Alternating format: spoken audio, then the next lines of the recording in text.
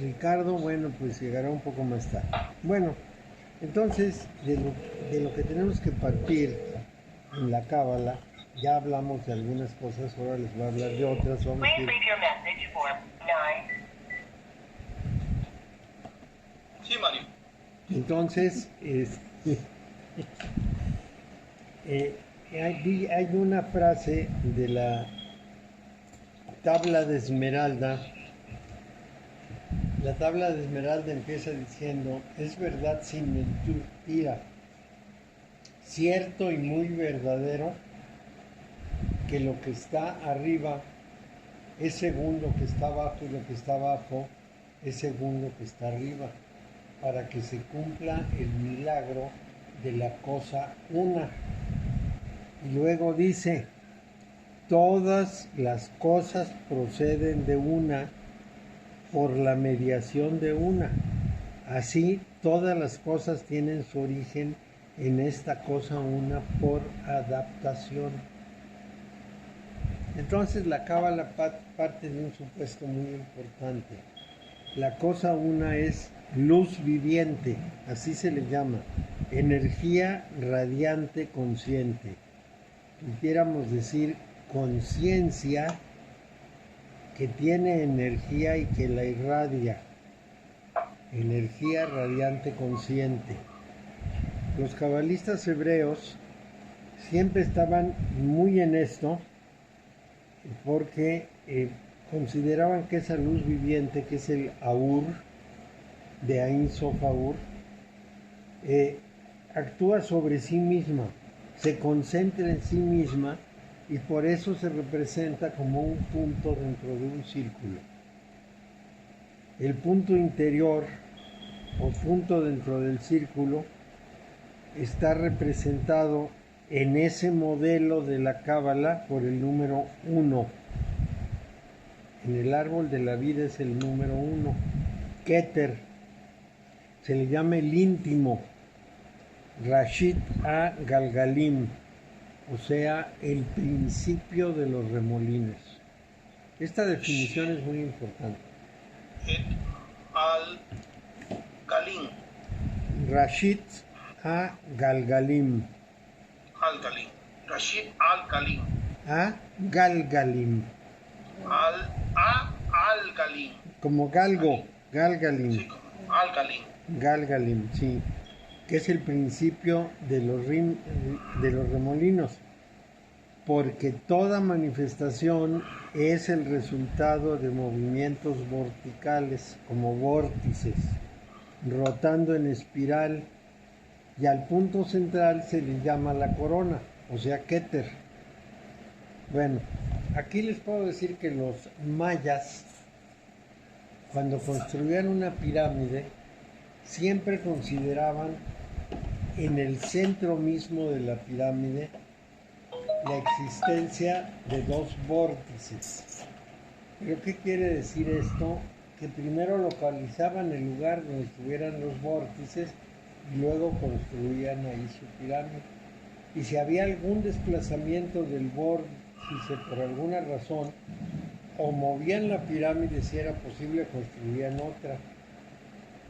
Entonces, ellos consideraban que cuando el sumo sacerdote y el rey se subían al tope de la pirámide, podían descender por el vórtice extrógiro hasta el mundo inferior y hacer preguntas en el mundo inferior, o por el vórtice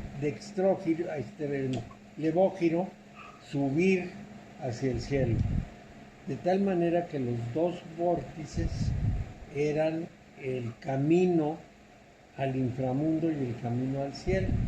En el inframundo, decían, había 9 pisos y en el mundo superior había 13, lo cual hacía un total de 22, que coincidentemente es el número de letras del alfabeto hebreo y es el número de senderos.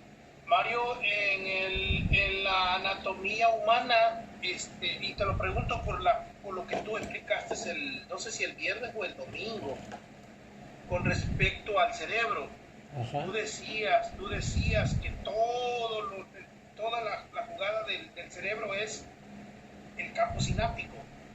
Sí. El campo sináptico que se da entre dendrita y axón y se crea la sinapsis. Sí. Tú por casualidad no sabes qué imagen o qué forma geométrica hace esta comunicación que hace una cosa y la otra. Fíjate que tenemos imágenes, pero son chispas. No se ve ninguna forma geométrica hasta donde yo he logrado ver videos de las sinapsis. Todavía no he encontrado una forma geométrica, pero qué bueno que me lo sugieres, voy a ver si hay algún caso. Pero ahí les puedo decir más cosas. Muchas cosas. Pero bueno, vamos a tomar unas. Pietro Riquis. Sí. ¿Qué tal, Mario? Buenas ¿Qué tardes. tal? Buenas tardes. Resulta que todo el universo tiene una condición de correspondencia.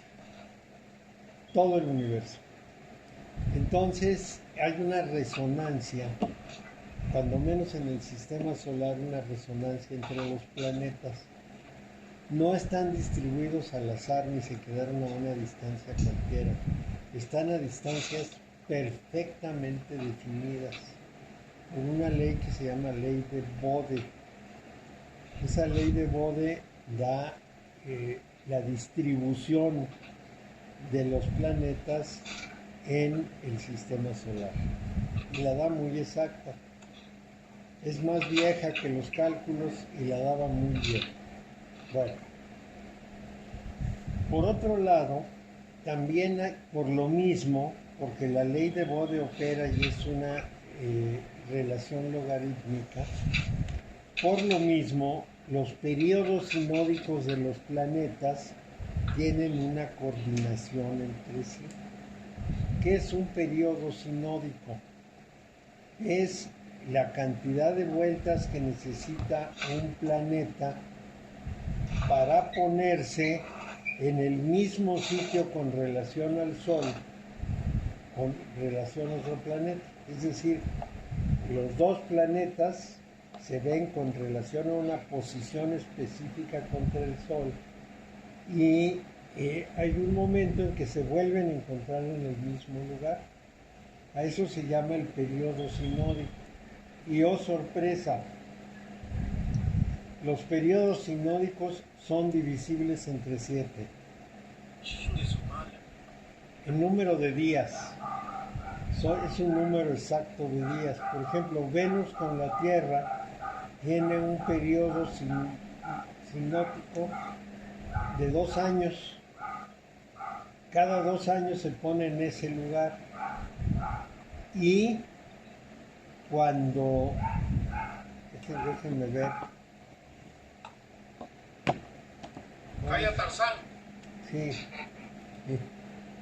Y cuando resulta que vamos pescando estos periodos en un tiempo largo, por ejemplo, en 5 años nos vamos a encontrar que las posiciones en el zodíaco de Venus en cada periodo sinótico con la Tierra en 1.6 por 5, son 5, 6, en 8 años pintan una estrella de 5 picos en el zodíaco.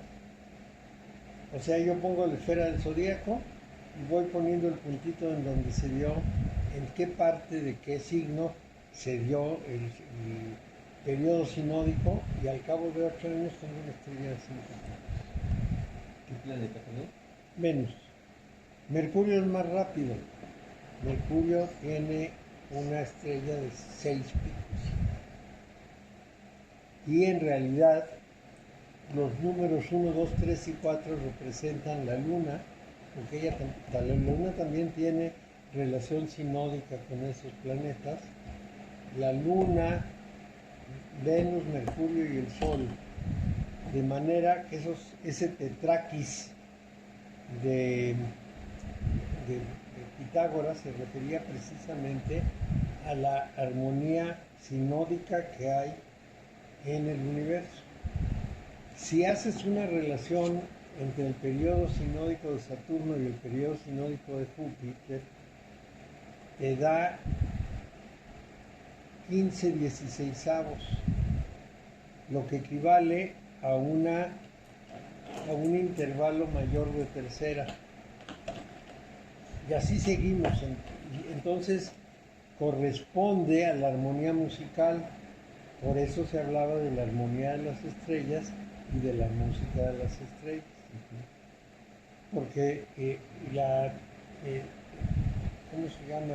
Tríada mayor, la tríada menor, la quinta, la tercia, la octava, la séptima, la sexta, todas son representables en cocientes que expresan su relación con todo el movimiento estelar. O sea que hay una correspondencia perfecta entre la velocidad de movimiento y el tamaño de la órbita de cada planeta con la de otros planetas en unas relaciones de proporción, y esas relaciones de proporción corresponden a las relaciones de proporción de los intervalos musicales. Y entonces entiendes por qué la Catedral de Chartres la tratan en el equilibrio, en el punto de equilibrio entre la Luna y Venus, y en las columnas le ponen los intervalos musicales en los remates de columna, porque ese templo está dedicado a la Luna y a Venus, en última instancia a la Virgen de Guadalupe, se llama Nuestra Señora de Chartres. Y la proporción de construcciones de 1:2, 1 para la Luna y 2 para Venus. Es también como la perfección del caminado de Kukulcán, cuando va bajando es como si fuera musical el Sí. caminar de la sombra, Sí. de las escalinatas. Sí, porque parece que baja la serpiente. Es fantástico, es conforme el sol se pone, la serpiente va haciendo su camino. Entonces aquí nuestro punto clave está en que los pueblos muy antiguos, y con muy antiguos me quiero referir a los de Stonehenge, por ejemplo, conocían perfectamente bien estas proporciones, tenían toda la información, de manera que cuando hablan del 1 y hablan de esta reproducción del 1 por adaptación, que lo dice la tabla de Esmeralda, cuando nos dicen que la cosa aún es luz viviente o energía radiante consciente y la representan como un punto dentro del círculo, nos están dando una información con mucho contenido.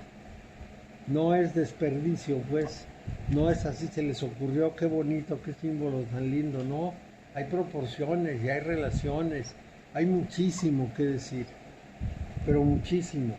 Entonces es importante. Mario, con respecto a los órganos esos grandotes que están dentro de las catedrales, también están alineados las notas musicales con esa claro, numérica. Tienen proporciones muy precisas, muy precisas.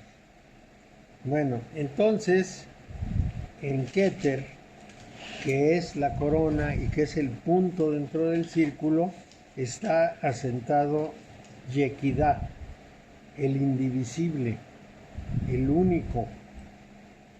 Este es el yo uno, el único yo del que todo deriva. Es el centro de la realidad de todos los yoes manifestados, de todos los seres. Se le llama la raíz sin raíz. Es una raíz que no tiene raíz. ¿Por qué? Porque no puede ser dividido. Yequidá está presente como un todo en el centro de la vida humana. Es la totalidad de la luz ilimitada que está concentrada en este punto central. Es Ain Sofaur en hebreo y Lux con X en latín. Entonces, siempre tenemos que considerar esto. Mario, si te oyeran los teósofos hablando de estas cosas, porque este es de la sección esotérica, Mario. Sí, ya porque no has dado el juramento, cabrón. Sí, así es. ¿Te quemaban o qué? No, era feroz, te castigaban, te hostigaban. La muerte tenía que pagar todo eso. Me das cuenta que yo no vi nada. Eso ya pasó en Roma, cuando un personaje empezó a revelar, no, en Grecia, los secretos de quién sabe qué. Era el hijo de Eneas. Empezó a revelar los secretos de Delfo y le dijeron que estaba cometiendo quién sabe qué cosa y dijo, yo nunca fui iniciado, nunca prometí nada. No, es que todo esto es de la sección esotérica y está penado por la ley del karma si tú reveles estos secretos. Sí, sí. Les gusta mucho entretenerse con eso porque se sienten como elegidos. Yo sí sé, los demás todavía no se enteran. Bueno, muy bien. Entonces, estamos hablando de la raíz sin raíz.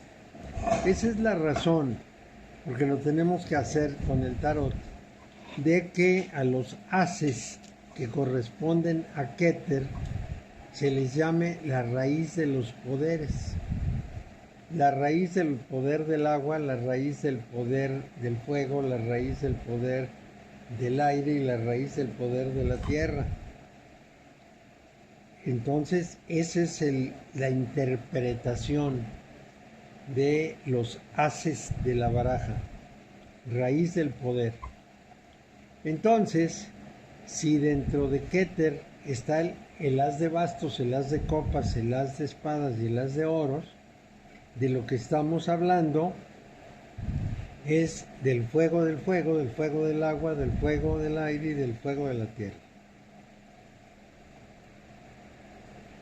Y en cada esfera que se va numerando 1 Keter, 2 Jogma, 3 Binah, 4 Gesed, 5 Geburah, lo que estamos teniendo son los distintos poderes. Vamos a decir, en Geburah está el 5 de fuego, el 5 de agua, el 5 de aire y el 5 de tierra. De manera que independientemente de lo que le asignemos, es así, porque desde el punto de vista de la Cábala hay una cruz. Shekinah, ¿dónde la dejas, Mario? La Shekinah está acá abajo. Es el 10, ahorita la vas a ver. Shekinah. Sí. Ay, tenía un lápiz sin punta. Voy a pintar un arbolito rápido. Y le pinto esto. Entonces ahí tenemos fuego. ¿No lo ves? Sí. Bueno, fuego en Jokma, agua en Binah, aire en Tifaret y tierra en Malhut. Así se... Fuego en Jotma, tierra en... Agua, Agua, aire y tierra. tierra. Te faltó aire, vea. Aire es Tifaret. Es el diferente, El famoso. Tiferet, sí. Bueno. No, y Entonces, la Shekinah estaba más abajo. ¿Va? hasta abajo es Malhut. Sí. So, fuego es Keter, Mario, perdón. No, fuego es Gesed. Gesed no, Jokma, perdón. Jokma. Ma, Agua es Binah. Binah. ¿Otra vez? ¿Aire qué? Aire Tiferet. Y tierra Malhut. Es así como distribuimos esa cruz. Y vamos a hablar precisamente del fuego de fuego, fuego de agua, fuego de tierra, fuego de aire, agua de fuego, agua de agua, agua de aire, agua de tierra, etc. Bueno, Estos son los dominantes, ¿vea? Pero todos tienen todo de todo. sí, son los 4 dominantes, los 4 básicos, los 4 que pudiéramos llamar maestros, Relacionados con el uno, ¿verdad? siempre relacionados con el 1, pero es que el 1 lo es todo. Entonces vamos a tener precisamente esa combinación los 4 mundos van a estar representados. A ver, les voy a pintar. Se los había enseñado ya, pero los vuelvo a enseñar. Aquí tenemos el mundo. Ahora sí ya se me perdió. ¿Dónde estás? Aquí. De los bastos, las copas, las espadas y los oros. Bueno, esto ya lo habíamos visto en la sesión pasada, pero siempre vale la pena recordarlo. Entonces, en los 4 mundos tenemos el término que llamamos primitivo para el fuego como principio. Entonces, también hay un agua primitiva, un aire y una tierra primitiva, que son los fuego, tierra, aire y agua conceptuales, simbolizados por las letras del tetragrama pone los 4 mundos. Así, en cada fuego universal individual, que es la Yod, es atribuido a Jokma el agua para Binah, el aire para Tiferet y la tierra para Malhut. Entonces, de ahí, toda subdivisión se llama elemento específico. Le llamamos elementos primitivos a los originales y elementos específicos a los otros.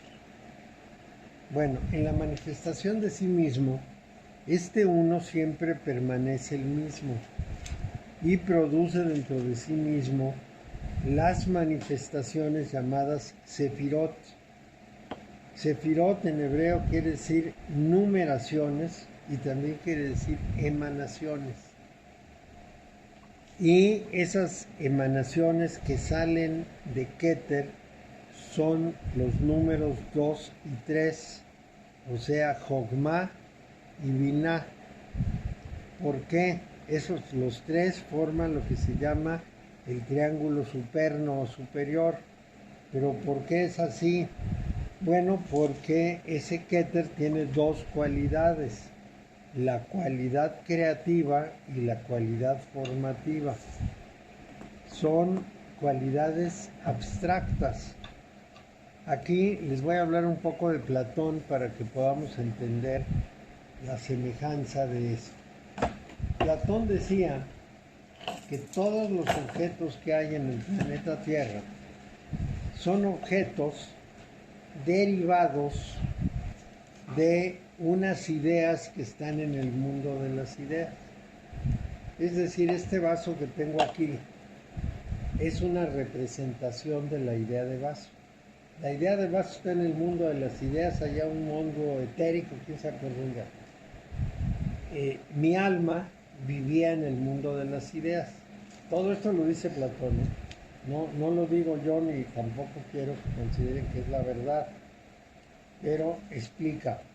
Entonces, yo viví en el mundo de las ideas, mi alma vivió ahí, pero para poder mandarme a la tierra por los errores que cometí, entonces paso por un largo desierto que me da una sed horrible, las almas tienen sed, y entonces está la fuente del olvido, y está mi sed que bebo de la fuente del olvido, y cuando llego a la tierra ya no me acuerdo del mundo de las ideas. Y entonces todo conocimiento es recuerdo del mundo de las ideas. Cada cosa que hago es una forma imperfecta de la idea, porque la idea es completamente perfecta. Y cuando muero, regreso al mundo de las ideas. Y otra vez empieza la historia de que comete un error. ¿Cómo lo concibe eso de un error? Él dice que da la alegoría del carro, que hay un carro con 2 caballos, uno que hace las cosas correctas y otro que hace las cosas incorrectas. Y el alma es el auriga que lleva el carro. Entonces, a veces, el caballo incorrecto, que sería el caballo negro, hace una operación así como muy sorpresiva, y el caballo blanco lo agarra descuidado y el carro se vuelca y ya se cometió una falta. Esas faltas son las que me hacen encarnar. Entonces llego a este mundo que es como una caverna, yo soy como un esclavo que estuviera sentado en la caverna, pero con la espalda a la puerta de la caverna. Entonces, atrás de mí hay una gran hoguera y pasan una serie de seres que son las ideas, y el fuego proyecta las sombras de esos seres en el fondo de la caverna. Como yo estoy de espaldas al fuego, solamente veo las sombras y creo que las sombras son las realidades. Esa es la alegoría de la caverna y la alegoría del carro de Platón. Bueno, aquí estamos hablando que esas raíces son exactamente lo mismo que lo que Platón decía de las ideas. Nada más que son 4 raíces, no son las ideas de todo. Entonces, esas 4 raíces son teóricas. En el mundo de las raíces no hay nada, son principios abstractos y se concretan en la manifestación, de tal manera que yo tengo que considerar que hay un fuego, un agua, un aire y una tierra teóricas, perfectas y abstractas, de las cuales lo que está en nuestro mundo es una manifestación relativa. Es decir, no es completa, es relativa al mundo, es de la naturaleza del mundo en el que estamos puestos. A eso se le llama los elementos específicos. A los primeros les decimos los primitivos o originales y a los aterrizados les decimos los específicos.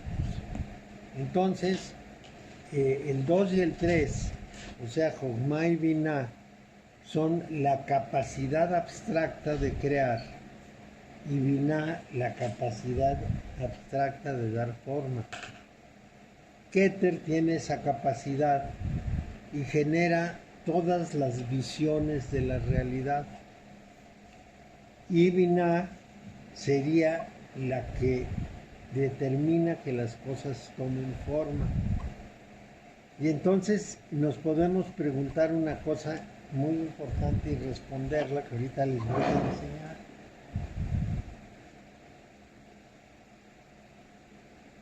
Y dijo que Jochma era la capacidad de qué? General. Aquí lo ven. Vean que Binah tiene a Saturno. Es la capacidad de dar forma. Y vean que el 21, el último de los senderos que llega a la manifestación, también tiene a Saturno. Están relacionados uno con el otro. Binah con este sendero. Binah es una esfera y es un sendero, porque aquí es donde cobra forma el mundo. Este es el principio de dar forma y esta es la dación de forma específica, concreta.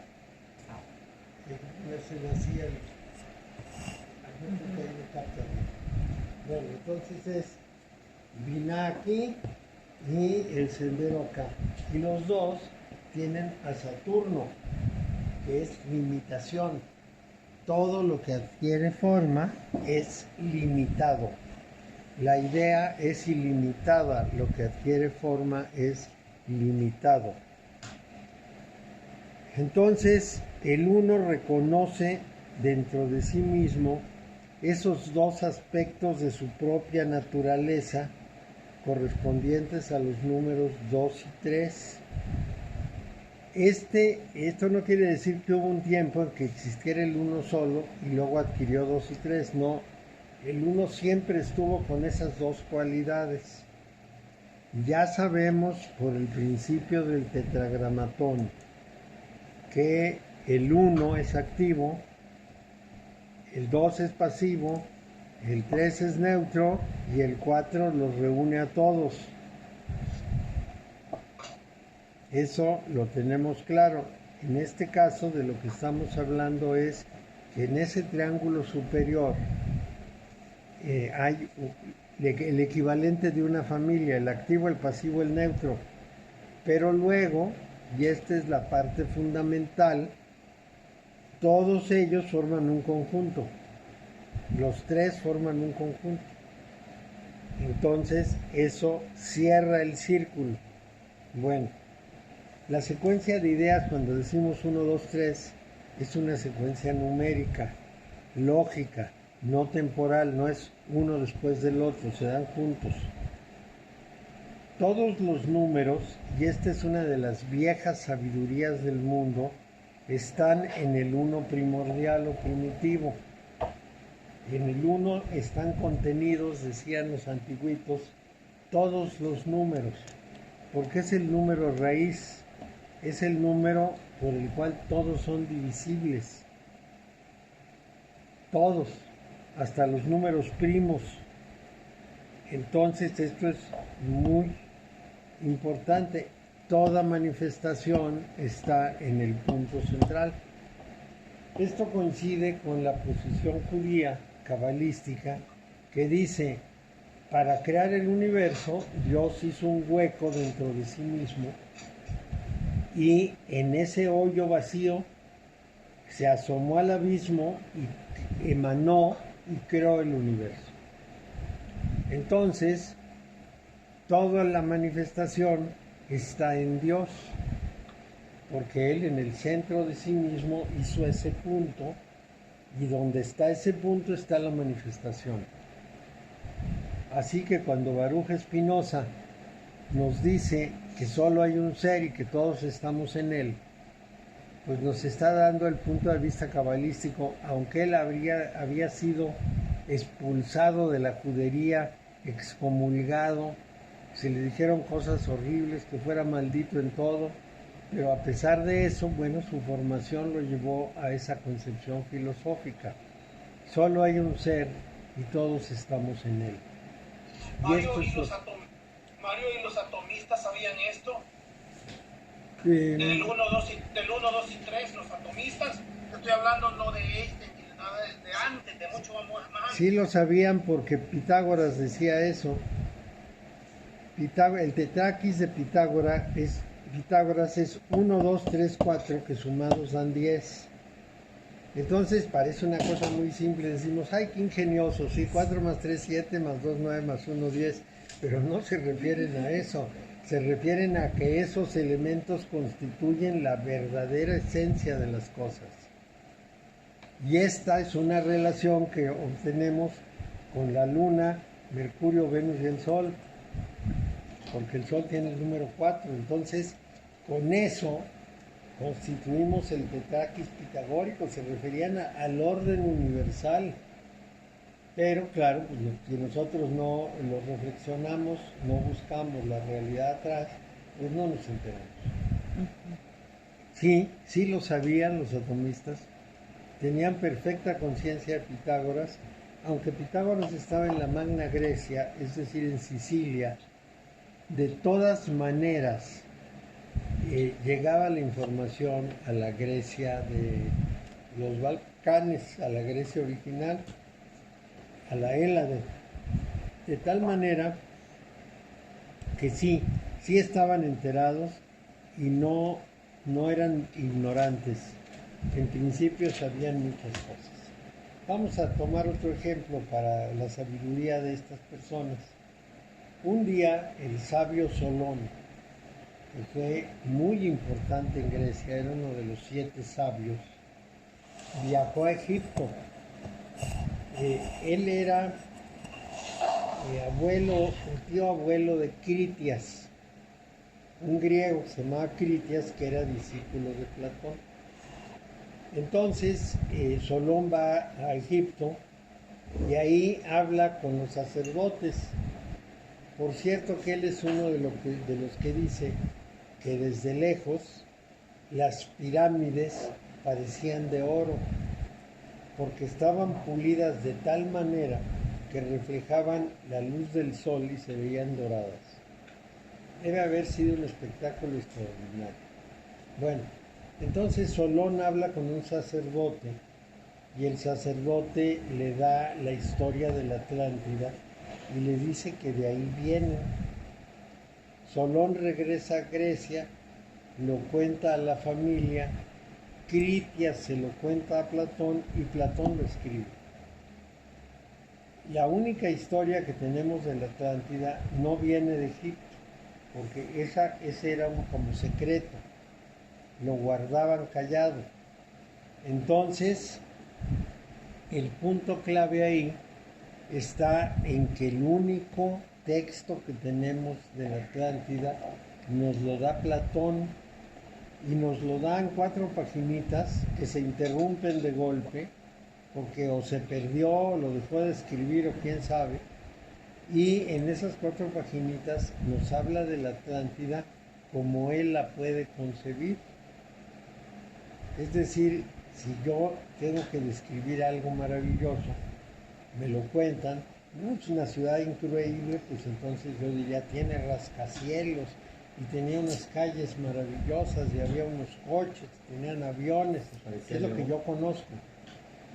Probablemente no estoy describiendo el avance del lugar, lo estoy describiendo como yo lo comprendo. ¿Qué es lo que hizo Platón?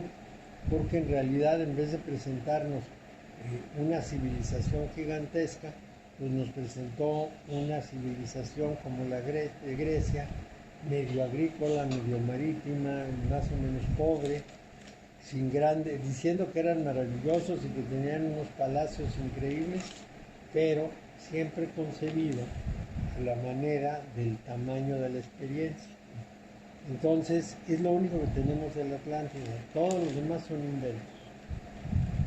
Bueno, y quién sabe si el Critias, que es el diálogo en donde está eso, también es un invento. No lo sabemos, pero lo sospechamos. Bueno, todos los números están en el 1 primordial. Toda manifestación está en el punto central, según les expliqué. En el modelo maestro hay 10 peldaños, y lo dice muy bien el Sefer Yetzirah, 10 y no 9, 10 y no 11, porque la mente humana está constituida de tal modo que estos 10 aspectos de la realidad una incluyen todas las concepciones intangibles. Este es un concepto básicamente basado en la decena como medida numérica. En cambio, los sumerios tenían la docena. ¿Y saben en qué basaban la docena? En los 4 dedos. Cada dedo tiene 3 falanges, de manera que aquí tengo 12 números. Y si uso mis dedos puedo sumar, restar, multiplicar y dividir, como si fuese un ábaco. Y si uso las dos son 24. ¿Sí? Es fantástico. Sí. Difícilmente lo piensa uno. Yo me quito los zapatos para sumar, no me los... Sí. Fíjate que Carne Asada eso es lo que hacía. Él era una persona iletrada, pero usaba sus manos para contar, fíjate. Sí, claro. Y le salían los cálculos perfectos al cabrón. Perfectos, sí. ¿Carne asada se llamaba? Carne asada. Le decían carne asada, sí. Amigo mío. Bueno, entonces, y esto es importante, el ser humano no era indefenso, tenía muchos recursos. Entonces tenemos 2 sistemas, el sistema 10 y el sistema 12. El sistema 12 es de los sumerios. Tenemos 12 meses, 12 horas, 12 dioses del Olimpo, 12 dioses romanos, 12 gobernantes Anunnakis, 12 discípulos de Jesús. El 12 de los sumerios es muy importante. Y tenemos 12 sectores de 30 grados en un círculo de 360. Mario, entonces la parte creativa del cerebro, o sea, la parte creativa, porque ahí está representado Keter, en el campo sináptico. El campo sináptico vendría a ser como el Keter, ¿verdad? Sí. Sí. Porque es la parte creativa del cerebro, es la que hace manifieste todo alrededor de la manifestación. Todo vuela. Algo está bien. Sí, es la ventana. No es cerrada porque es el viento rojo.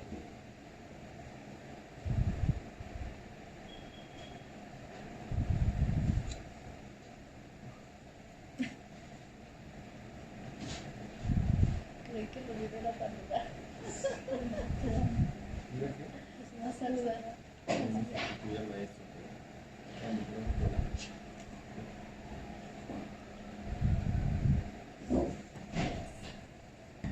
Me pones en un punto bien estratégico aquí, que TER vendría a ser el campo sináptico entonces. Pues sí, es el en donde se produce el pensamiento, donde se produce la conciencia. Es el centro mismo, es el principio, pero concibamos que el campo sináptico, buenas tardes, concibamos que el campo sináptico es un proceso. Es cierto que está en un lugar, pero está fluyendo continuamente, no es fijo, no es una especie de alberca donde hay agua, es una cantidad de movimiento hormonal en donde las drogas cerebrales están corriendo y haciendo todo el ejercicio sináptico. Sí. Eso es fantástico. Sí, fantástico. Es que yo lo estoy relacionando con esto, Mario. Sí. Es para pensarlo. Ahora, el universo tiene esa parte del campo sináptico también, ¿verdad? Como es arriba es abajo, Así lo que acabas de decir anteriormente. según es la creación, así es nuestro cerebro, por supuesto, y así es la célula. Es lo mismo. Entonces, la mente humana está concebida de cierta manera. En mi opinión, no en la opinión de los cabalistas, pero en mi opinión, el 12 se adapta mejor al ser humano que el 10. Es cierto que tenemos 10 dedos, pero tenemos 12 sectores aquí. Y el 12 es más flexible. El 12 es divisible entre 1, 2, 3, 4. Tiene 4 divisores, nada más ahí, que es muy importante. Pero el 60, que es la base numérica de los sumerios, no solo es divisible entre 1, 2, 3 y 4, sino también entre 5 y entre 6. Es muy importante. El 10 tiene 2 divisores, el 1 y el 5. El 1 y el 5. El 12 tiene 4 y el 4. 60 tiene 6 divisores. Eso es muy importante. Para pensar en esta babosada, man. ¿Sí? Entonces el sistema duodecimal de los sumerios es muy flexible. Y curiosamente, en ese sistema, el tiempo de lo que se llama, ¿cómo se llama? La precesión de los equinoccios da exacto. A nosotros nos da un número no exacto, 5.920 no es para nosotros un número de la decena, pero sí es un número de la docena. Ellos se preocuparon mucho que todas las medidas del universo dieran números enteros. Entonces el sistema 60, base 60, siempre da enteros. Da enteros no solo en la precesión de los equinoccios, da enteros en el radio polar terrestre. Eso es importantísimo. Quiere decir que el universo debe tener una base duodecimal. Voy a prender la luz porque ya estamos en la oscuridad de la oscuridad.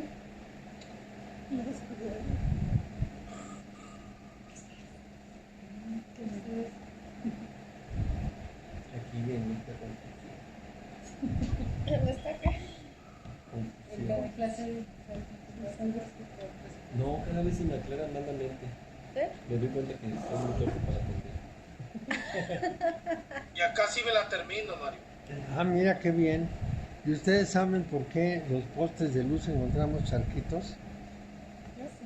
¿Por qué qué? Porque Dios dijo hágase la luz y la luz se hizo. Hallamos zapitos, dices. Sí. Bueno, entonces, así está constituida la mente humana. Entonces, el uno reconoce dentro de sí mismo los aspectos de su propia naturaleza.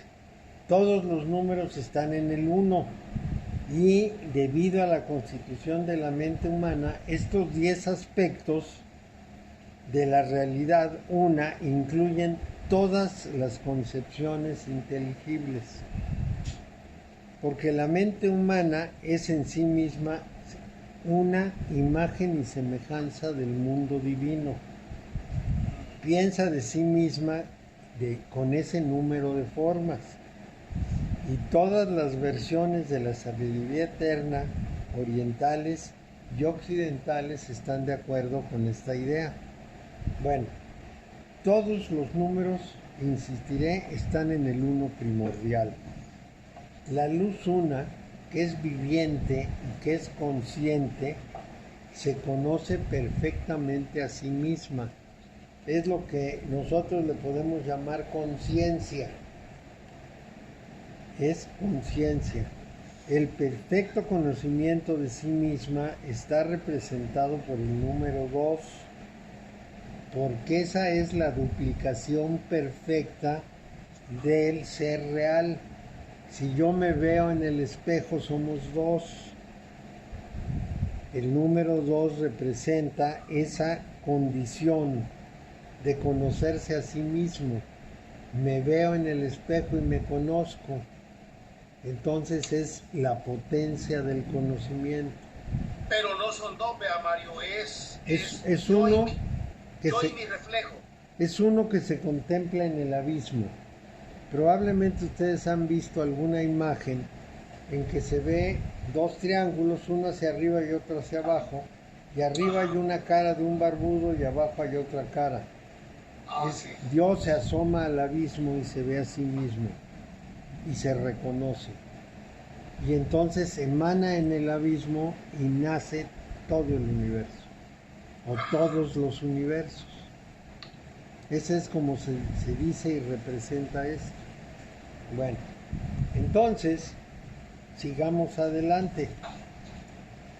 Esa luz una, viviente y consciente, se conoce a sí misma y está representada por el 2, porque ese conocimiento es la duplicación perfecta del ser real, de ese uno, en esa completa autopercepción del uno. Se está viendo en el abismo. Los cabalistas dan a esto el nombre de Jochma, que quiere decir sabiduría. ¿Perdón? ¿Qué nombre? Jochma, J-O-J-M-A, Jochma. Eso es sabiduría. Me veo, me conozco, me reconozco, soy sabio. Sobre todo si soy el uno, ¿verdad? Si yo me veo en el espejo no tengo nada de sabio, pero el uno se ve y es sabio. Sí. Entonces, más sabiduría. Y le agregan el título Ab o Abba, que quiere decir padre, porque el uno se conoce como la perfección de todo aquello que es masculino e iniciativo, lo que inicia las cosas. Oye, este Abba viene de qué lengua, ¿de arameo? No, de hebreo. Aquí tenemos un punto importante, porque ese masculino, pues decimos que es un ser masculino y activo, de iniciativa. Esa idea de la iniciativa y del dominio de sí mismo, en latín se dice vir, B chica y R, de donde viene varón y de donde viene virtud. Se decía que la virtud era justamente la cualidad de los hombres romanos que se dominaban a sí mismos. No de las mujeres, decía, que tienen caprichos, la donna mobile, sino de los hombres, eran bien machistas. Sí. No, Misógeno. Era misógeno, Mario. La dona es muy...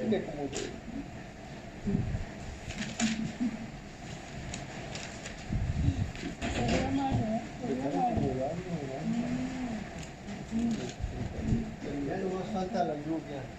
Ya huele. Y que se azote en la puerta. Ah, Y todos brincamos. Bueno.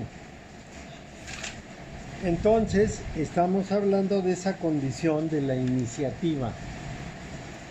Chokmah también se le llama Maslot, o sea, la esfera del zodíaco o esfera de las estrellas fijas.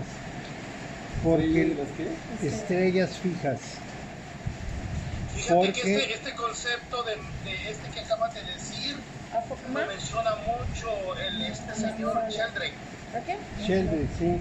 Esa Z, Ajo. esa Z que está ahí es la esfera del zodíaco. Ah, Lo menciona en este documento, mira, Mario. ¿es con H o con J? Diálogos científicos y sabios de René Weber. Ahorita lo dijo con J. Weber. Sí.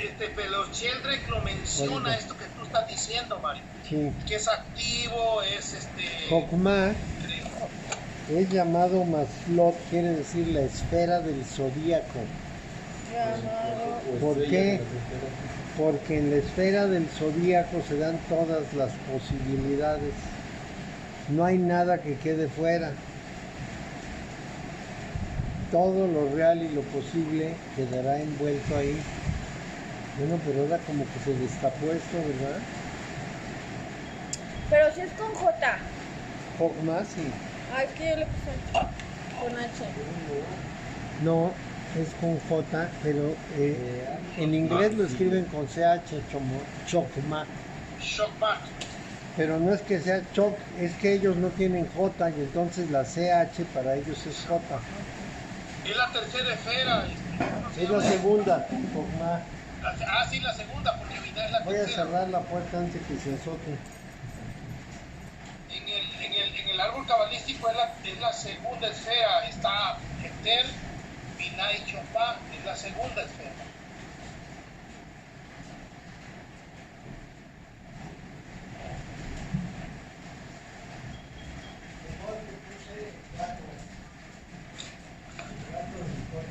Así lo hicimos la vez pasada y no se secó también. Sí, porque si no nos vamos a asar.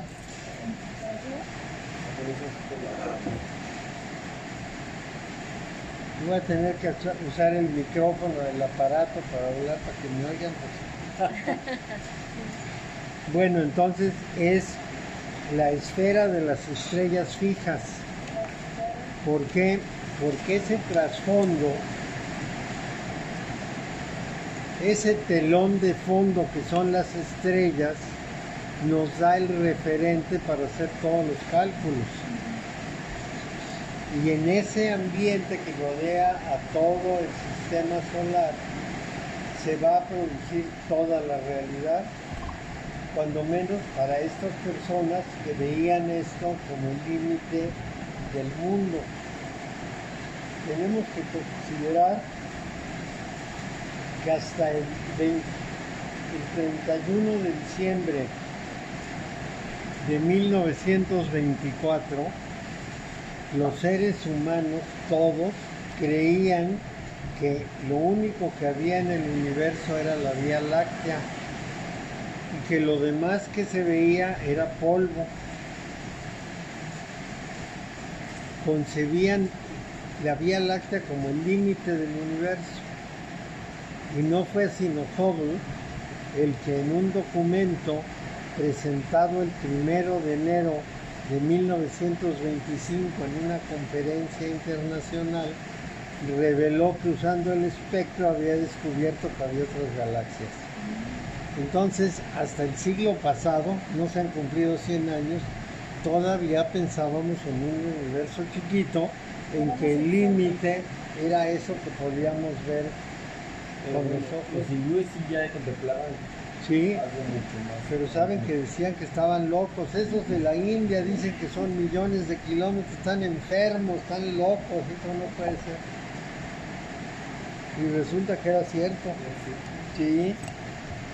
Entonces, el uno se conoce a sí mismo como luz, de la cual todas las luminarias o soles son condensaciones en forma física. En realidad lo que nos están diciendo es lo que ahora sabemos muy claramente. No existe la materia, existe la energía que por su concentración se convierte en lo que nosotros llamamos materia o aparece como materia. Entonces, todo lo que hay es luz condensada o es luz libre y abierta o luz condensada. Y con luz queremos decir ondas, queremos decir energía condensada. Entonces todo es condensación de la energía. Es resultado de la primera luz, de la luz viviente. Bueno, pero aquí está lloviendo Sí, porque desastrosamente. cuando vemos un fenómeno en el espacio, es un fenómeno que pasó hace tiempo. Miles de millones de años. ¿Cómo? No lo dudo. Aunque no caigan granizos del tamaño de una naranja, porque aquí quedamos en una Y aquí está haciendo un calor de la chingada, güey. Está calentísimo. Yo me imagino que ustedes están oyendo a la lluvia porque hace Sí, se un oye. ruidajo terrible.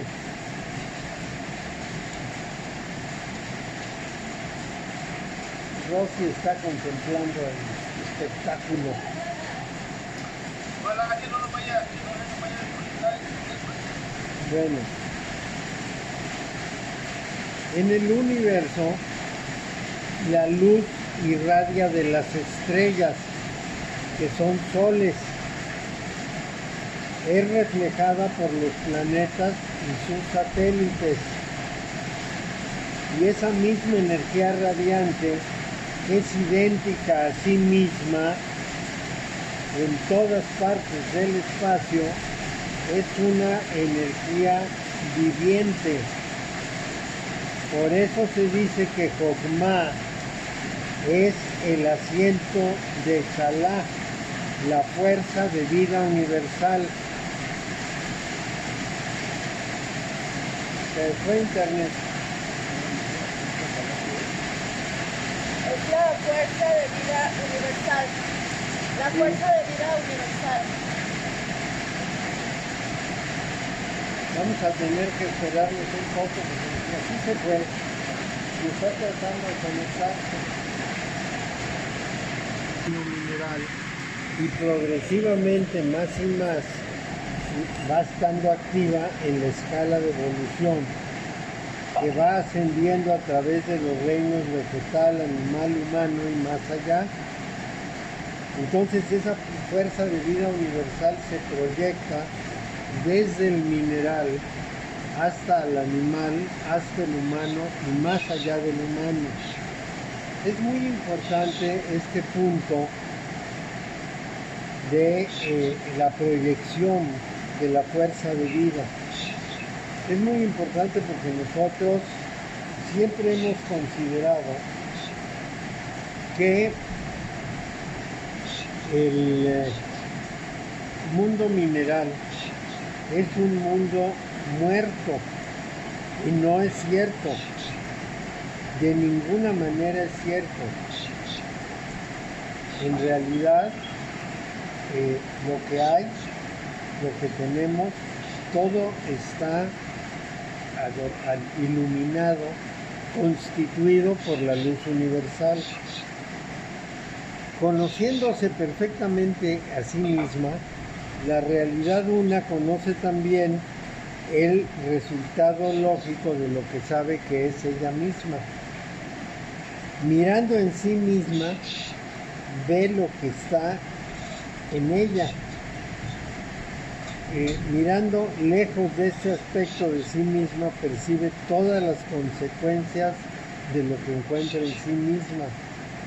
Es una percepción, esto es a lo que se llamaría el libro de la vida o el libro en que está escrito el destino, porque se conoce a sí misma y sabe todo el resultado de sí misma. Y esta condición de conocimiento, de entendimiento, es el número 3, al que se le llama Binah, el entendimiento. Entonces hay una sabiduría, hay una capacidad de entender que es el entendimiento.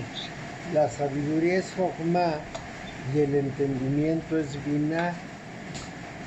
Y hay una esfera invisible llamada Da'at, que es el conocimiento.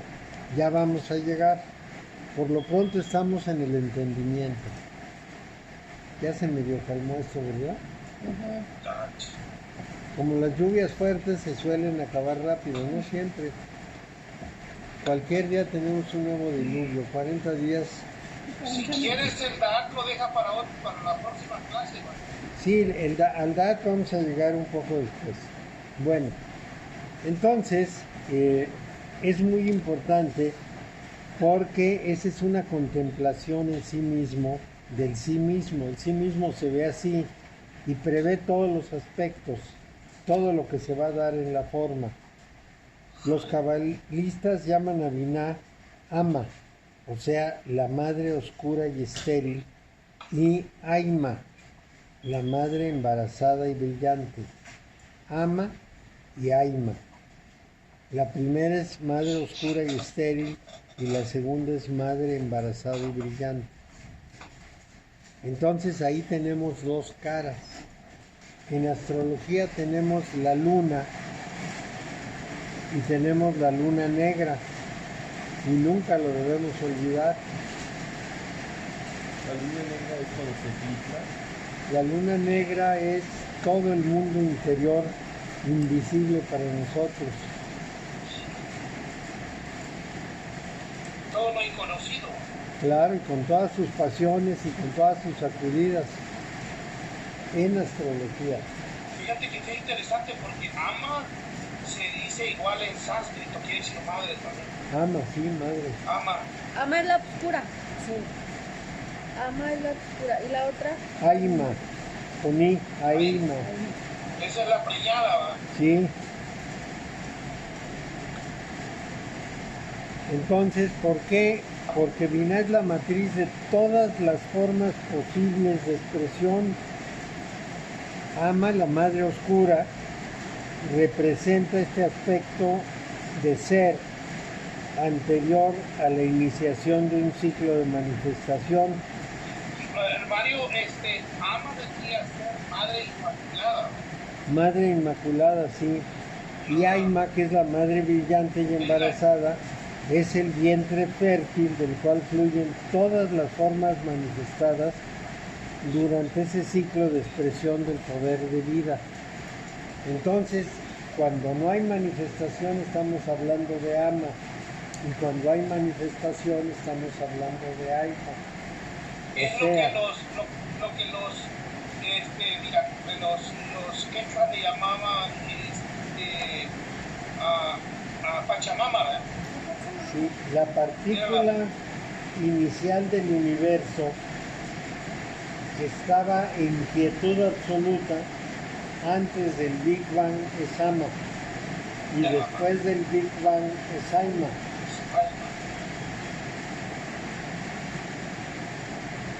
Bueno, Todo entonces está interrelacionado, ¿verdad? todo está interconectado, sí.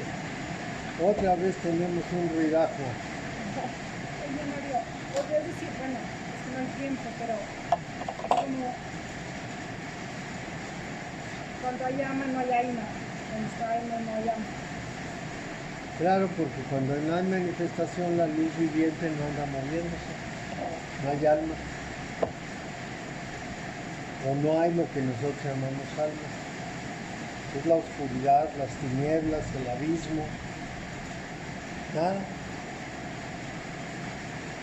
Eso es muy complicado porque en la verdad no sabemos si en lo que llamamos vacuidad hay unas formas de realidad que nosotros no podemos captar pero no está tan vacío como pensamos.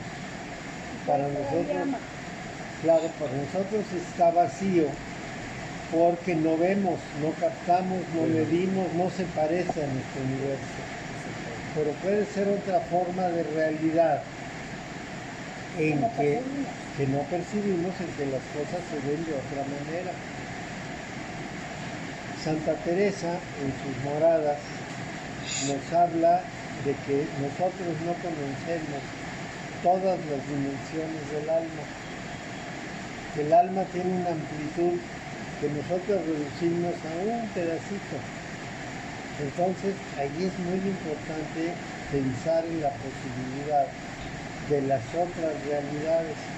Por ejemplo, cuando hablan del multiverso, que sería una corriente de universos, porque lo describen diciendo que es como un río en el que cada burbuja es un universo, y nosotros vamos en ese río, en nuestro universo, moviéndonos, y por supuesto, como eso se mueve en eones, pues nosotros estamos como Aquiles y la tortuga de Zenón, quietos, porque nuestro tiempo no es nada para ese proceso.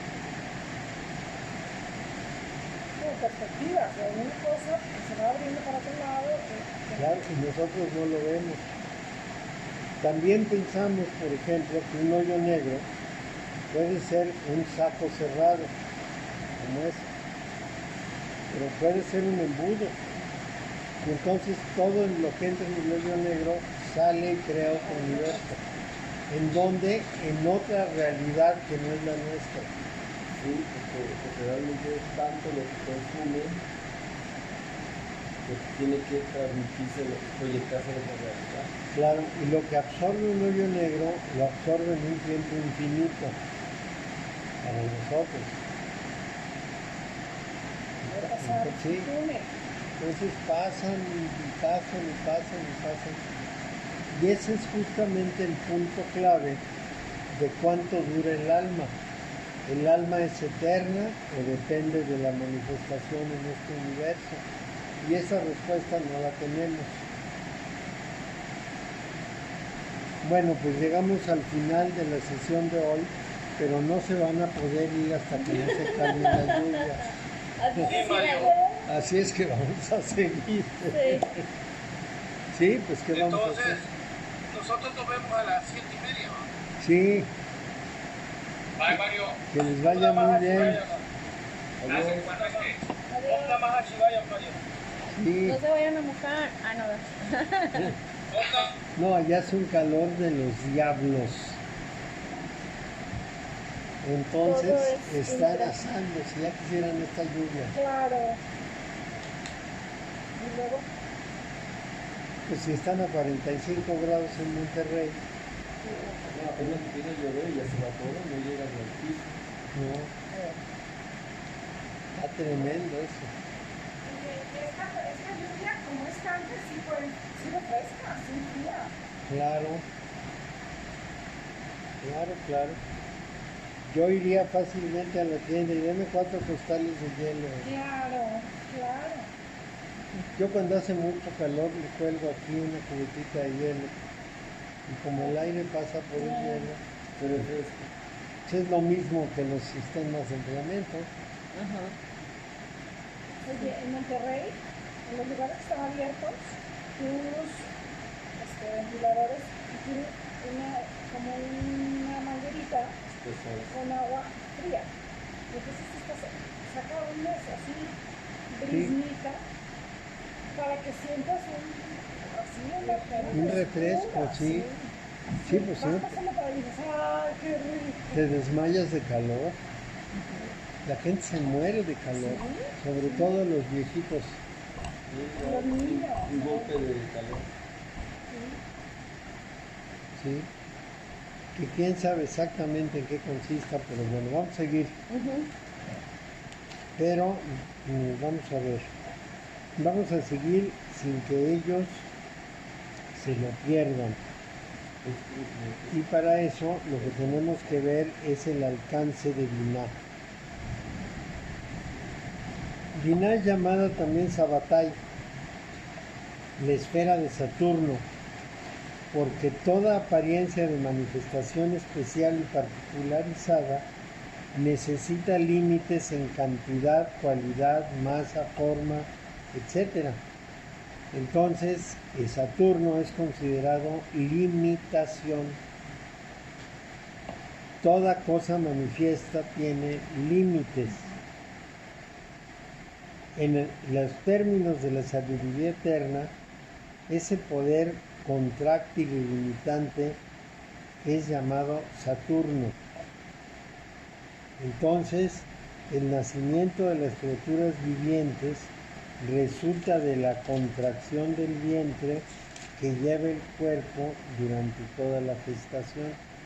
El vientre se contrae y el chamaco es expulsado. Entonces, ese poder de contracción es Saturno.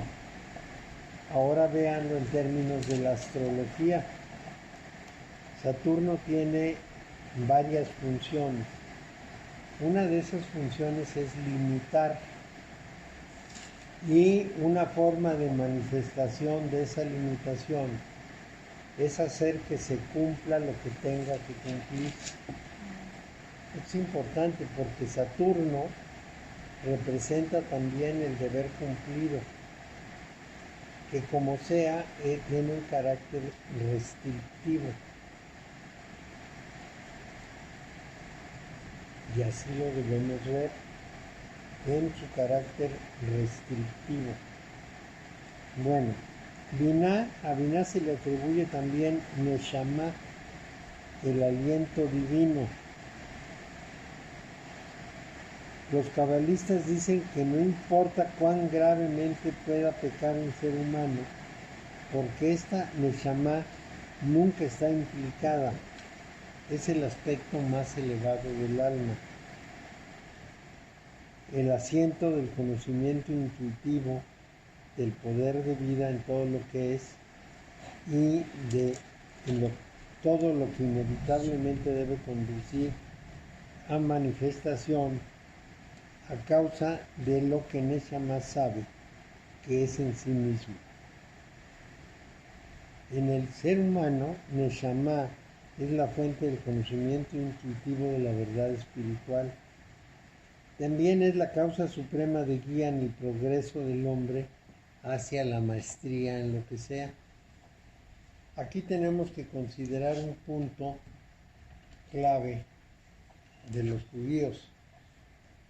Y los judíos hablan de 5 almas o de 5 categorías de alma. Entonces, una es Nefesh. Para el ser humano son 3, las otras 2 categorías son superiores. Entonces vamos a ver las del hombre. La primera es Nefesh. El Nefesh es el alma animal. Nefesh permanece unida al cadáver hasta que se disuelve en la tierra. No lo abandona, tiene el encargo de vigilar su final. La segunda alma se llama Ruah, que es ¿Cómo? Ruah con H al final. Como Ruah con una H al final, Ruah. Ruah es el aliento de vida.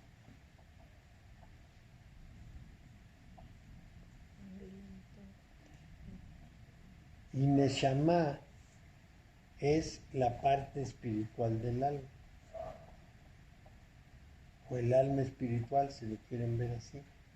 Entonces el Nefesh se va a quedar pegado a la tierra hasta la disolución del cuerpo. El Ruah escapa cuando nos morimos. Es lo que pudiéramos llamar el factor de la hemodiálisis. Es el que hace que todo el cuerpo funcione armónicamente. Cuando esto se va, el aliento de vida se acaba. Y Neshama es permanente y eterno. Es una realidad pura que siempre está ahí y que va a seguir siendo pura. Entonces, lo que decimos es más o menos así. Cuando la persona muere, tiempo después se desprende del cuerpo, lo que llamamos el cuerpo astral, que es material, pero más fino. todo esto es un trabajo del Nefesh. El Ruá ya se fue para entonces, ya no tenemos vida. Y el Neshama va metido en esa cápsula que se desprende y que finalmente se revienta y se libera. Porque es inmaterial. Digamos que Neshama está más pegado a Nefesh o a Ruach. Neshama está más pegado a Ruá, al aliento de vida. Sí. Pero está envuelto por el cuerpo y está envuelto por Nefesh. Es decir, el cuerpo es una cáscara física densa, una cáscara física sutil y luego adentro el aliento de vida y el alma. Pero lo primero que abandona el cuerpo es el aliento de vida. Después lo abandona ese astral, que es el que se desprende, se rompe y se va Neshama. Y luego ya encontraremos otros dos estadios, de los que hablaremos después, que son estadios de orden superior. Esto para los judíos. Lo ven un poco complicado, pero es mucho más explicativo que lo que tenemos nosotros. Nosotros hemos simplificado mucho las cosas. Incluso nosotros pensamos en un alma como abierta, es decir, el cuerpo es una parte física y el alma llega como a darle dinamismo, pero es una, está ahí, está abierta y entonces simplemente se desprende y se va. Aquí hacen una diferenciación entre el aliento de vida y lo que propiamente es el alma. Y es una diferenciación importante porque de pronto el alma tiene que hacer unas funciones que el aliento de vida no hace. Bueno, entonces estos tres sefirot, Keter, Jochma y Binah, se llaman la tríada superna o divina. Es eterna, es inmutable, no tiene principio ni fin. Es en última instancia la esencia de la realidad de toda manifestación de la vida una. Es, digamos, lo que permanece, vamos a llamarlo así. En todas las formas de manifestación, cualquiera que pueda ser el tamaño o la importancia relativos según nosotros medimos. Entonces, ¿qué es lo que vamos a hacer? ¿Cuál es nuestra tarea en el mundo? Nuestra tarea en el mundo es acercarnos a esta tríada, que ha sido siempre, es ahora y eternamente será nuestra realidad íntima. Nosotros no podríamos ser si no tuviéramos, como dice la tradición, una chispa de esa realidad superna en nosotros. Es solamente una figura esto de la chispa. Nosotros estamos unidos a esa realidad. Somos como una emanación de esa realidad. Entonces lo tenemos en nosotros. Se refleja en precisamente los tres sefirot, que son la individualidad humana, para distinguirla de la personalidad. Ahorita les enseño, porque si no, no nos entendemos. ¿Cómo dijo que se llamaba el triángulo junto? Keter, Jochma. Superno quiere decir superior en latín. Más que como nos encantan los latinajos. Ay, cómo nos gusta eso, como que nos lucimos, ¿no? Ayuda mucho A distinguir. Sí, pero a veces nos pasamos de... Sí, les queremos poner un nombre misterioso para... Sí. Bueno, si está dando una consulta es interesante porque ahora se queda boca abierta. Vamos a pensar, por ejemplo, que en León abundan los letreros con inglés en todas partes. Porque se piensa como que si lo dices en inglés tiene más caché, tiene más categoría, ¿no? Gran letrero. Shoes are boring. Dice uno, ¿qué es eso? ¿por qué lo ponen así? Y entonces te dicen cuál debes usar. Use, ya no me acuerdo qué usaba. Entonces dice uno, pues, ¿por qué lo ponen en inglés? Yo tenía una alumna que empezó a hacer pasteles. Y entonces, bueno, pues le puso nombre a su pastelería y le puso, creo que Seven Happy o alguna cosa así. Seven algo. Y dije, ¿por qué se lo pusiste en inglés? Porque solo así se vende. Qué raro, ¿no? Sí.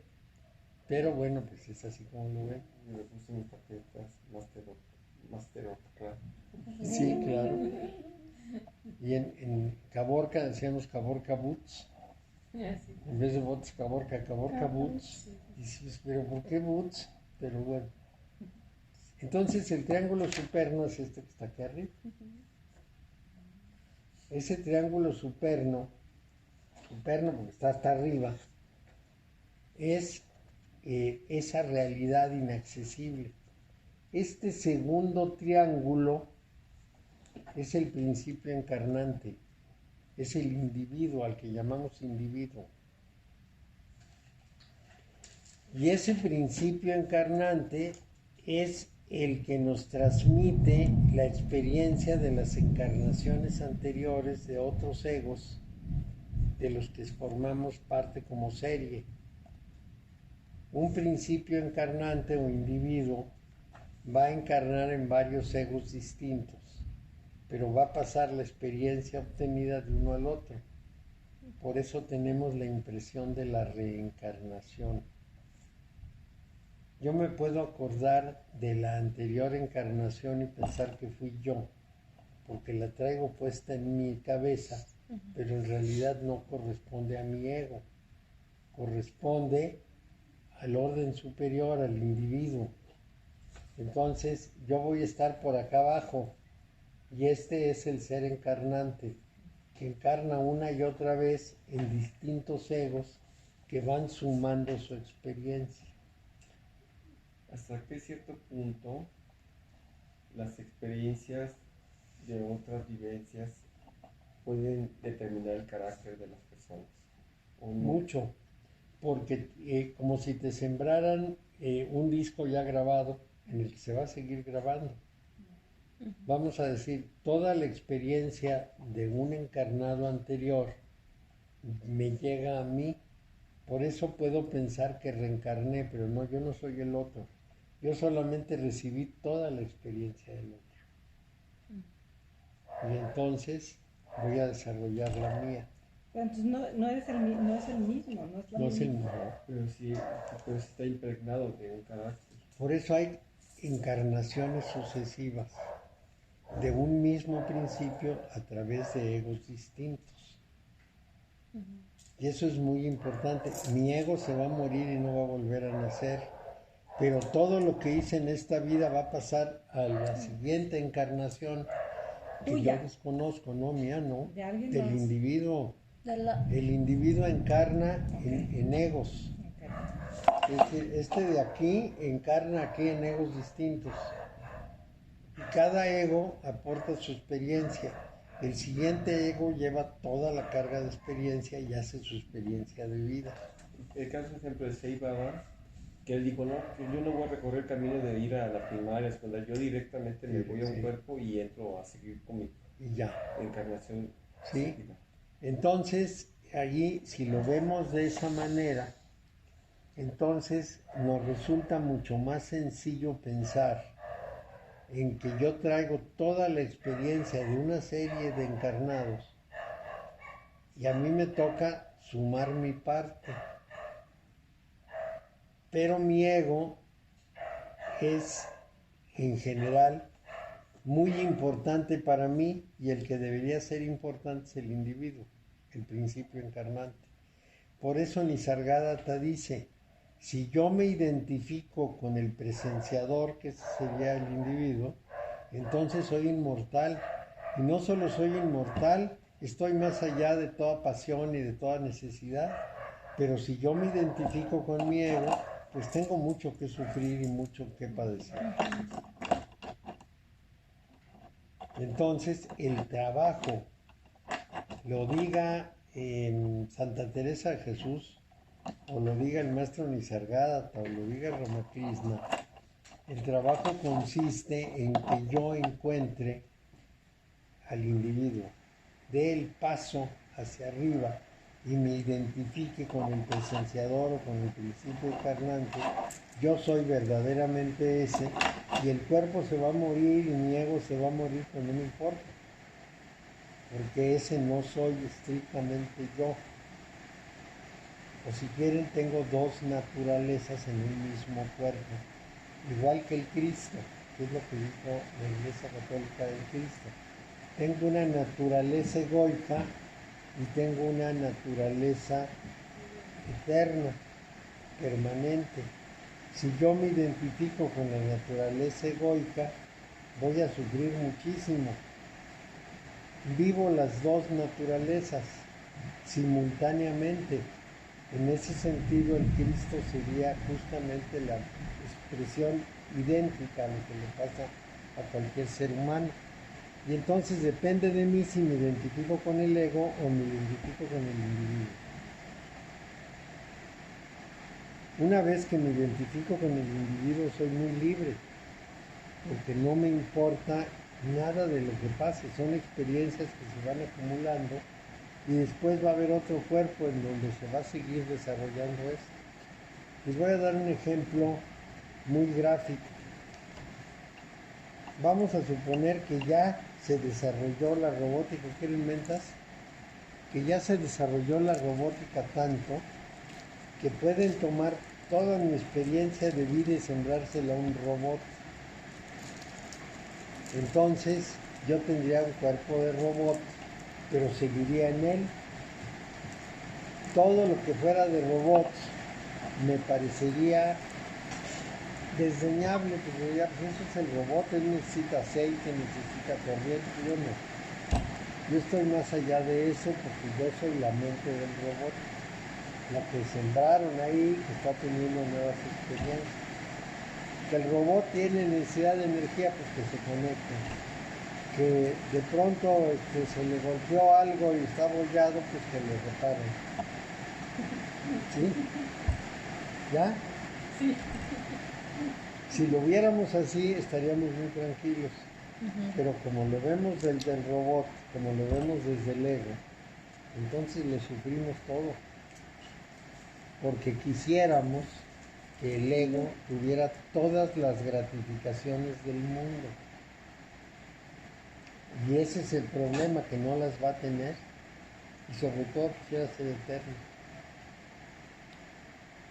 Si la población mundial entendiera esto, no hubiera hecho tanto caso del coronavirus, lo hubiera tomado más ligeramente. Y decir, bueno, pues si me muero no importa, puedo estar otra vez ahí. Es más, en un cuerpo fresquecito, que no es igual. En ese sentido, hay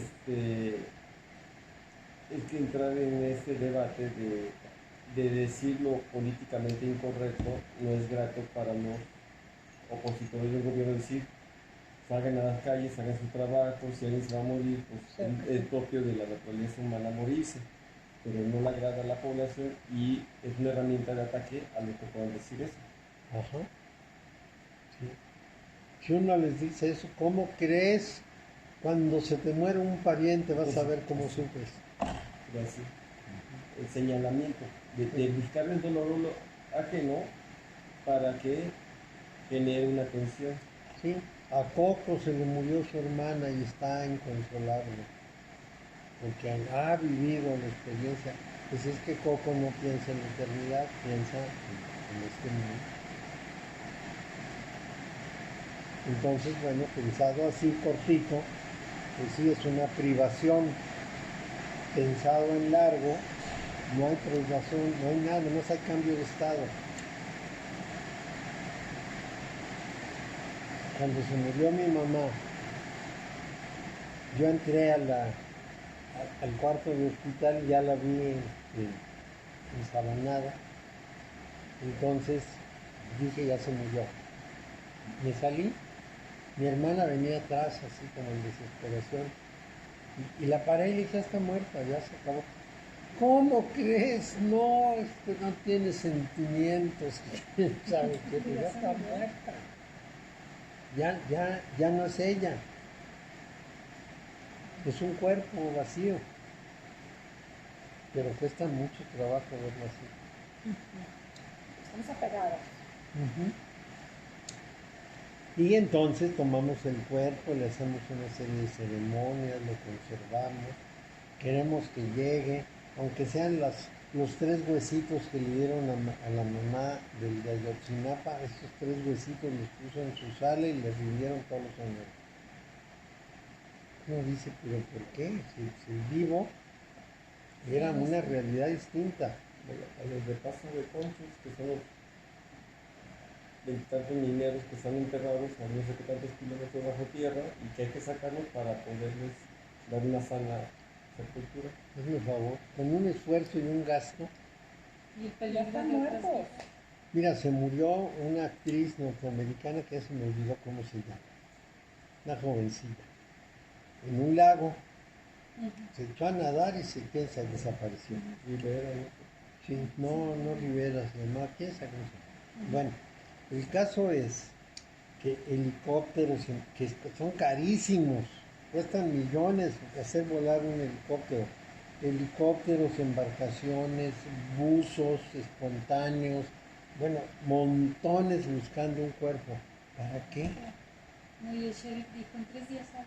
Sí, pues ya está, claro, en 3 días sale, ya. Y sí, a los 3 días sale. Y sí, Oye, yo conozco un grupo de rescatistas con una labor impresionante para sacar los cuerpos, obviamente ya muertos, de presas, ¿cómo se llama? Del agua, de Lago. de los de Yucatán. no, Argivo. los aljibes, Cenotes. De los cenotes y de pozos, donde sea y de los pozos, de las glorias. Sí. Entonces se arriesgan, porque muchas veces sin grandes equipos, ahí viene el otro amigo y lo suben y lo bajan y no sé qué, no sé Y se cuánto. asfixian. Se asfixian, no sé qué, por sacar el otro en lugares donde no se ve, y se lo sacamos a tientas para entregarle el cuerpo a la familia. Claro, se mueren 3 para sacar a uno y dice uno, pero ¿quién se le ocurre? Pero con una exposición ingrata. Pues yo le diría a la familia, sáquenlo, les echamos la mano para que lo saquen, pero luego podemos sacar nosotros y ya. ¿Lo quieren? Bueno, pues bájenle. Les ponemos su casco de buzo y bajamos a alguien de la familia. Y es como para tener tranquilidad la persona de Es que... como para Susana. Pero si tú ves que se fue al pozo, Pues sí. y han pasado 4 días que ya está bien muerto. Como esta se cae al lago, pues está muerta. Ni modo que nadó a la orilla y está en la orilla descansando, ¿no? Está muerta y además flotó a los 3 días, como dice el sheriff. Hay que esperarse 3 días, sale el cuerpo. y Las pesa. carnitas están en la orilla, en la pillera. Sí. Ay, salió algo. Apaga el fuego, vamos a sacarlo. Como que se queden sin comer. Pero no, ese mismo día quieren sacarlo. No, de una vez vamos por ella, le sacamos. Cosa que no se entiende, pero sí. También siempre se aboga que el dolor humano es insoportable. Yo tenía un alumno, ya no es mi alumno, sigue viviendo, pero su hijo no. Su hijo se iba a casar y entonces los amigos le dijeron que fueran a hacer la despedida de soltero a Baja California y en Baja California desapareció. Entonces lo empezaron a buscar por todos lados. Unas búsquedas infinitas y completamente innecesarias. Pues evidentemente había desaparecido. Y bueno, el supuesto se había muerto, también se podía haber escapado a no casarse, pero no. Desapareció. Oye, pero lo secuestraron, ¿no? No, iba por la orilla del mar, se le antojó meterse en un lugar y un tiburón lo mordió. Lo que encontraron fue el tronco hecho una piltrafa. De pronto vieron una camiseta por ahí tirada y dijeron, no sería aquí, se metieron los buzos y un tiburón lo había agarrado. ¿Quién se mete en alta mar? Bueno, en ese mar en que no hay playa, en que no puede, hay seguridad de nada, porque es suficientemente profundo porque están los tiburones. Pues te metes a nadar y por mucho que sepas, el tiburón te muerde, se acabó todo. La hija de Paco Macías, ¿tú escuchaste esa historia? Un amigo de mi padre tenía un hotelito en Boca de Pascuales. Su hija se fue a trabajar a Estados Unidos a una casa. Los dos fue que trabajaron en la casa.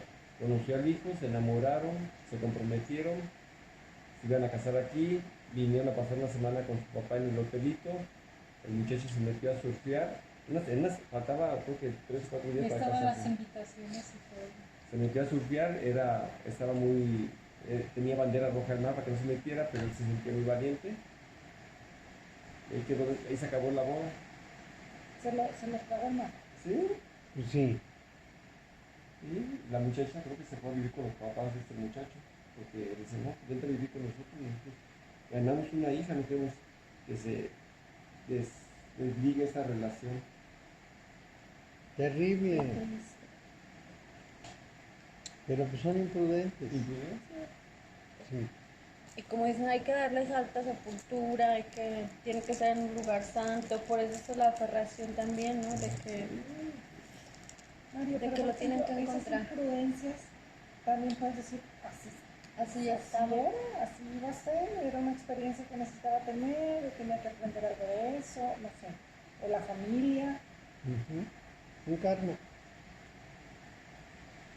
Pero esto de la Santa Sepultura es una historia muy larga. En África siguen estando convencidos de que si una persona no es enterrada de acuerdo con los rituales de la tribu, no solo la persona no puede descansar, sino que además la tribu se ve altamente perjudicada. Entonces un día el hermano de Moriari, que era la reina de la lluvia, que es la que hace llover en África, se hizo católico. Y entonces murió y lo enterraron en el Camposanto. Y empezó a haber una sequía en toda África. Y los africanos dijeron, le tiene amarradas las manos a Moriari, porque no fue enterrado conforme a nuestro ritual. Un segundo año de sequía, y entonces fueron, lo sacaron del Camposanto y le dieron un entierro tribal y llovió. Entonces, bueno, ¿qué Y ahí se saben? agarraron. Entonces sí, Pues, quién sabe. A lo mejor fue pura casualidad.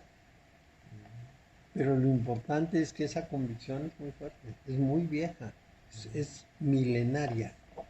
Debemos llevar cerca de 100.000 años o 180.000 años de eso. Porque los dos entierros encontrados en el río Omo eran de hace 198.000 años y estaban enterrados con todas las de la ley, con sus objetos personales, con sus instrumentos de trabajo, en posición fetal, viendo al occidente donde está el mundo de los muertos, todo eso. Quiere decir que hace 198.000 años, ya había tema con las más dos, pasadas. estos 2.000, ya había la convicción ¿De qué? de que era necesario. De la continuidad de la muerte con la vida. Ujú. Y era necesario enterrarlos de cierta manera, no de cualquier manera, para que estuviera todo en orden. Si no, se estaba falsificando de alguna manera lo que debería hacerse. Eran muy conservadores, pensaban que eso que ellos pensaban así tenía Así que tiene ser. que ser. Sí, como ahorita tener unas cenizas en tu casa, no hay quien no lo permite porque eso que decimos, tiene que estar en un lugar santo, o sea, en un templo o pero no, sí, Da igual. da igual. Yo por eso digo, cuando ya esté boqueando, me voy a ir allá a la glorieta. Así. Y que me recoja el servicio médico forense y ya. Ahí quedó. ¿Qué más da? Es un cuerpo. Y llevamos, no vamos a dar Santa Sepultura. No, nada, Santa Sepultura, estaré colgado ahí Pero en vamos a el tener que hacer una refrigerador. fiesta o algo. Y luego ya me llevarán a la escuela de medicina para que me partan en pedazos. Para que te estudien. Sí. O me mandan a la fosa común como No, mandaron a para que Cristo. Para que donen. ¿No vas a donar? Donar. Órganos no puedo donar porque sí se tuve puede. hepatitis. Pero el cuerpo sí se dona, ¿no? A la escuela de... De medicina sí, pero cuando donas para órganos, si tuviste hepatitis no puedes donar porque le da hepatitis al... ¿Hace poco te dio hepatitis? Uy, no, tenía yo 45 años, es 35, 37. Si uno se vacuna contra la hepatitis, ¿también ya bloquea esa situación? No. La vacuna no nada más hace los anticuerpos, pero si uno ya tuvo hepatitis no puede donar sangre, no puede donar órganos. Fíjate que a mí me dio hepatitis a los 8 años. Y en algún momento me dijo, no, ya pasó suficiente tiempo. Y Yo pues, soy donadora de sangre. Ay, Dios. ándale, 2 que 3 ya se han petateado por tu culpa. No, Lo que, no, yo hice. lo que pasa es que el anticuerpo de la hepatitis lo traes colgando a mí. Desde luego no me aceptan en donaciones de sangre. Y bueno, ya está fortalecido tu sangre. quizá la edad también cuente, porque a mí me dio a los 45 años. Además, cuando me dio, el promedio de muertes es 1 de cada 7 se muere. Mucho más que de coronavirus. ¿Y por qué te da? Pues te contagias. Yo creo que era que en aquella época me encantaba comer ostiones. Compraba yo frascos de ostiones y me los comía riquísimos. Y bueno, claro, como no están desinfectados. Una es por eso y otra es por los baños mal sucios. ¿No? Pues si en las escuelas de los niños, ¿no ves que salen brotes porque no tienen limpieza? A mí me dijeron eso de que había tomado en algún baño. Sí, Pero se me hace también muy raro porque digo, un niño. Sí. Ni modo. A mí pues me dio y me dio. Sí, o sea, una es que esté contaminada y tú la agarras ahí, de las Claro. heces. Mira, a mí me dio, ¿qué te diría yo? Pues con ritmo, con cierto ritmo.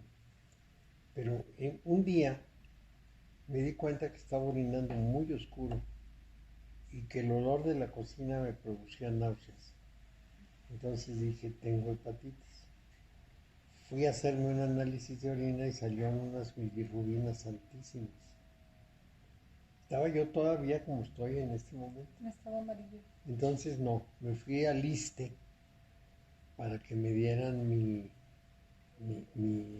¿cómo se llama eso? Que estoy enfermo, pues mi permiso de Incapacidad. faltar. Y entonces la doctora me dijo, hay que hacerle unos análisis.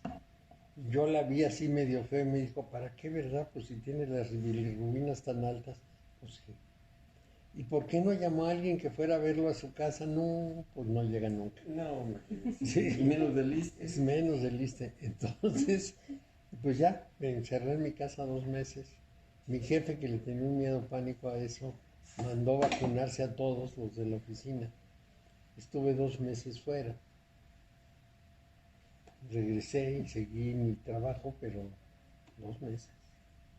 En reposo. En cuarentena. No, el reposo es forzado. Mi mujer estaba muy enojada, que te mueves y vas y vienes. Que me llevó un doctor suyo y el doctor le dijo, mira, cuando ya la hepatitis haga su efecto, él no se va a poder mover. Mientras se pueda mover, que se mueva y que coma lo que quiera. Pero en el momento dado ya se acabó. Y efectivamente se acabó. Un día llegó mi hija y necesitaba un pedacito de madera, de una tirita de madera, y yo tomé el serrucho y empecé a serrucharlo y a la mitad estaba que sudaba. Porque no tienes fuerza, el hígado es el que proporciona la sangre. Y la sangre es esencial para el movimiento, darle energía. Entonces, pues no tienes energía.